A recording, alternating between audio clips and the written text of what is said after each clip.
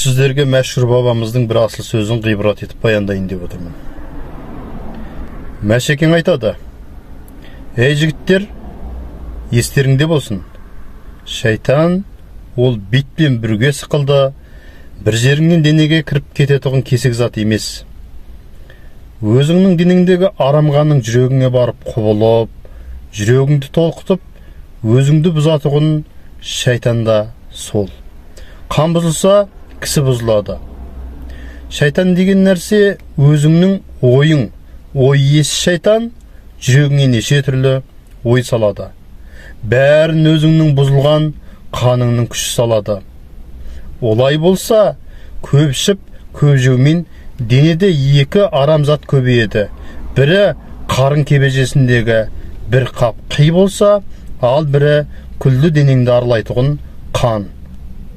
Бұл екеуі бойыңда толық болып тұрғанда, басқан тұрған жұмысыңның бәрі өзіңе у болғаннан басқа пайдасы жоқ. Құнанбайұлы Абырай марқұм айтады: "Өмір дүние дегенің ағып жатқан су екен, жүрген тұрған жұмысың ойлап тұрсаң у екен" деп. Және бір сөзінде: "Адам бір боқ көтерген боқтың қабы, өлсең сасық боласың, онан тағы менімен сен тең бе деп мақтанасың, білімсіздік белгісі ол баяғы" деп. Соңғы әулиелер адамды адам санына кіргізбей жүрген қарындағы бір қап қи мен арам қан екенін білді.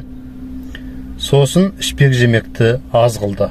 Ол екеу азайған соң ұйқы азайды, сергек болды. Сонан соң күлкі де кемей бастады. Денеде арам қан азайды. Арам қан азайған соң жүректі барып ұйтқытып бұзатын дәнеме табылмады. Күш құталып періште сипатта болды. Міне қалай көріп отырғандарыңыздай, Мәшекең шайтан деп жүрген адамның арам ойы дейді. Арам ойға себеп болатын денедегі екі түрлі зат, біреуі арам қан, екіншісі қарындағы қи дейді. Осы екеуін азайту үшін, осы екеуінің себебі болатын ішіп жемек тамақты азайту керек дейді. Барлығы түсінікті, айдан анық, күннен раушан дүние екен.